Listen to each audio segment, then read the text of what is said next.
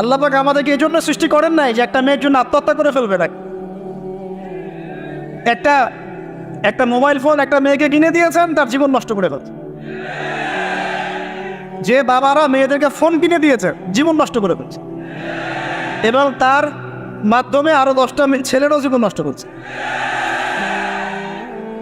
আর সত্যি কথা বলছি, এখন আমরা তো ঢাকা শহরে থাকি, মানে এখানে ছেলেদের চেয়ে মেয়েরা বেশি পথ।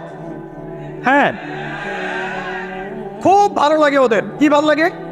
একটা ছেলের সাথে বাইকে করে ঘুরবে, টাকা খসাবে, এখানে ওখানে ডেট করবে আস্তে আস্তে, এগুলোতে খুব মজা পায়। এগুলোর জন্য কি তাকে সৃষ্টি করা হয়েছে? আপনি বলেন, এই মেয়েদেরকে আপনি যখন ঘরে নিয়ে আসবেন, আমি নারী বিদ্বেষী কথা বলছি না, নারীদেরকে আমরা অনেক অনেক সম্মান করি, অনেক শ্রদ্ধা করি। আমাকে জন্ম দিয়েছেন একজন নারী, আমাকে দিনের পথে চলতে আত্মবিশ্বাস যোগায় পিছন থেকে ঘরের নারী যোগায় কি না? আমার নিজের কন্যা সন্তান আছে, আমরা মেয়ের বাবা।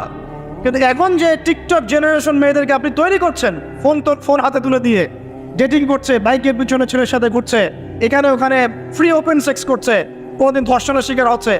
এই মেয়েদেরকে ঘরে নিয়ে আসার পরে এদের গর্ভ থেকে কি আপনি ইসমাইলের মতো সন্তান পাবে?